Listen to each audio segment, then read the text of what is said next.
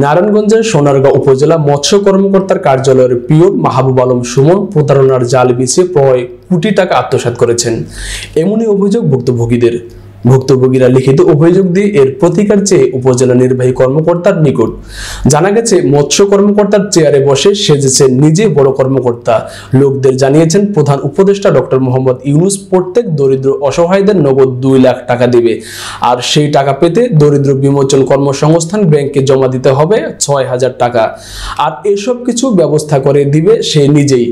শতাধিক ব্যক্তির কাছ থেকে জনপ্রতি 6,000 টাকা হাতিয়ে নিয়ে বিনিময় দিয়েছেন একটি করে SMS। সেখানে লেখা হয়েছে আপনার অ্যাকাউন্ট 5,000 টাকা জমা হয়েছে। খোঁজ নিয়ে জানা গেল ওই ব্যাংকের কারো নাম কোনো অ্যাকাউন্টে নেই। যে মোবাইল নম্বর দিয়ে মেসেজ এসেছে সেটাও তাদের ব্যাংকের কোনো ব্যক্তির নয়। এভাবে সে একটি ইউনিয়ন থেকে হাতিয়ে নিয়েছেন প্রায় 10 লাখ টাকা। 5 লাখ টাকার সরকারি ঘর পাইয়ে দিবে বলে জনপ্রতি নিয়েছে 1.5 লাখ টাকা। দুধ দেওয়া গাভী দেওয়ার কথা বলে নিয়েছেন জনপ্রতি 50,000 টাকা। বাদ যায়নি মাতৃত্বকালীন ভাতা, বিধবা ভাতা, বয়স্ক ভাতা সহ নানাবিধ ভাতার পাশাপাশি সাজিয়ে হাতিয়ে নিয়েছেন জনপ্রতি হাজার হাজার টাকা। বিশ্বস্ততার জন্য কয়েকজনকে নিজ থেকে দিয়েছেন কিছু নগদ অনুদান, আর এতেই তার প্রতারণার ফাঁদে পড়ে ভুক্তভোগীরা। খুইয়েছেন লাখ লাখ টাকা।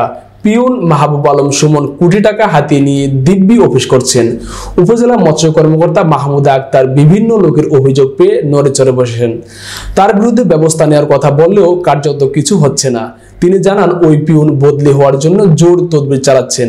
এই ব্যাপারে সোনারগাঁও উপজেলা নির্বাহী কর্মকর্তা ফারজানা রহমান বলেন, আমি অভিযোগ পেয়েছি, সংশ্লিষ্ট কর্মকর্তার মাধ্যমে প্রয়োজনীয় ব্যবস্থা নেওয়া হবে।